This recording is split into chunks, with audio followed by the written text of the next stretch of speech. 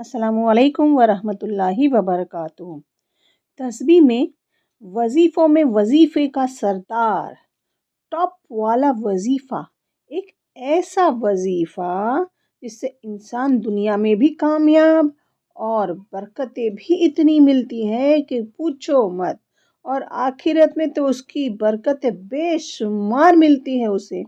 تو ایک ایسا وظیفہ جو ہمارے نبی صلی اللہ علیہ وسلم کی مبارک منہ سے نکلا، اور آپ نے بتایا افضل الذکر لا الہ الا اللہ، تو یہ سارے ذکروں سے افضل ہے لا الہ الا اللہ۔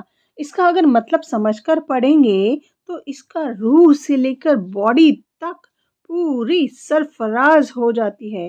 اس کا ورد کرنے سے دل کو سکون اور اطمینان ملتا ہے اور روح اس سے منور ہو جاتی ہے۔ اس کا مطلب میرا سب کچھ اسی کا ہے، میری ساری عبادت بھی اسی کی ہے۔ اگر دنیا کی مثال دے کے بات کریں، اور اگر آپ کا کوئی دوست ہو تو آپ اس کو میسج کر سکتے ہیں، ملاقات کر سکتے ہیں، دعوتیں کر سکتے ہیں، مطلب کبھی بھی ہم اس کے ساتھ بات کر سکتے ہیں۔ ہر دکھ سکھ میں کے موقع میں وہ قریب ہوتا ہے۔ اب اس دوست کو رات میں بلائے، غم خوشی کبھی بھی پکارے تو وہ آتا ہے، کیونکہ یہ ایک دوستی ہے۔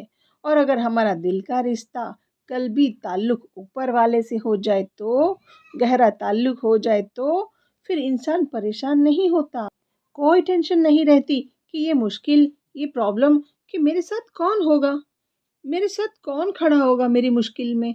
پھر یہ شکوے دور ہو جاتے ہیں۔ تو اگر یہ لا الہ الا اللہ اس نیت اور مقصد سے پڑھے تو میرا تعلق اللہ سے ہو جائے، پھر اس کی برکتیں آپ دیکھیں گے کیسے آپ پر چھلکتی ہے۔ ہمارے نبی صلی اللہ علیہ وسلم فرماتے ہیں، جس شخص نے سچے دل سے، خلوص سے، نیت کے ساتھ ایک دفعہ پڑھ لیا لا الہ الا اللہ کہ میرا معبود، میری عبادت کا حقدار، میرا سب کچھ اللہ ہے، اور اسی پر اگر اس کی موت ہو جائے تو زندگی ختم بھی ہو جائے، تو ہمارے پیارے آقا نے فرمایا ہے، جس کی زبان پر آخری دفعہ دنیا سے جانے سے پہلے یہ کلمہ نکل آیا تو وہ جنت میں داخل ہو جائیں گا۔ لیکن نکلتا ہر کسی کی زبان سے نہیں ہے، کچھ تعلق، کچھ کنیکشن بنایا ہو تو پھر نکلتا ہے۔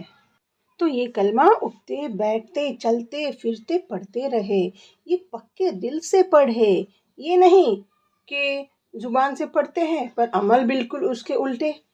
کہہ تو میں یہ رہا ہوں کہ اللہ میری ساری عبادت تیرے لیے ہے، اور کام سارے الٹے، تو ایسے منافق والے کام نہ کرنا۔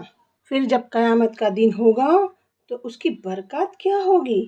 ہمارے پیارے نبی صلی اللہ علیہ وسلم اس وظیفے کی برکات بتا رہے ہیں کہ جب قیامت کا دن نام اعمال کا وزن کیا جائے گا تو ایک شخص کو حاضر کیا جائے گا، اور فرشتے کہیں گے، اے اللہ، اس کے 99 پیجز تو گناہوں سے بھرے ہوئے ہیں، اور ایک پیج، ایک رجسٹر جب کھلتا ہے تو جہاں تک نظر جاتی ہے اس کی لمبائی چوڑائی وہاں تک پھیلی ہوئی ہے۔ تو اللہ تعالیٰ اس کو کہیں گے کہ اپنے نامہ اعمال تلوا لو۔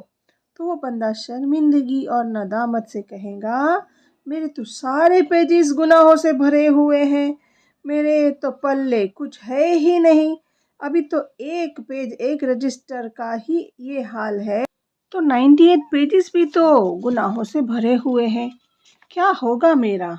تو اللہ تعالیٰ کہیں گے، آج تو فیصلے کا دن ہے، سارے بندوں کا حساب ہونا ہے، تمہارا بھی ہوگا، تو جاؤ تلوا کے آؤ۔ پر وہ کہے گا، پر کچھ ہے ہی نہیں میرے پاس۔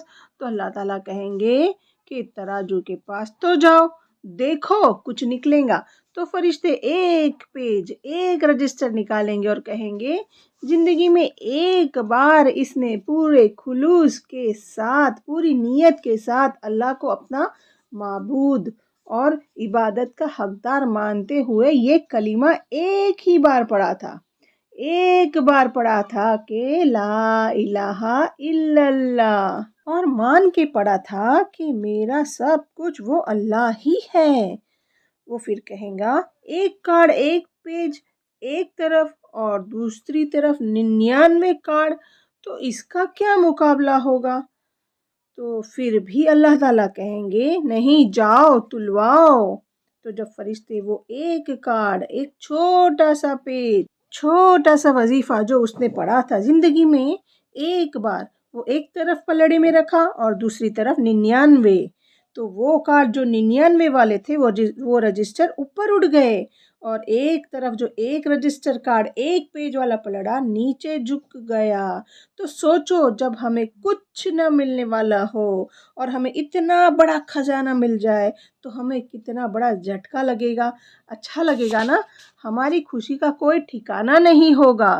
تو جب ہم کو زندگی میں ایک بار پڑھنے سے اتنی برکت اور اتنا فیض اور اتنے فائدے ملنے والے ہو تو کیوں نہ ہم اس کو بار بار پڑھتے رہے اور ہم اس کے ان گنت فائدے لیتے رہے.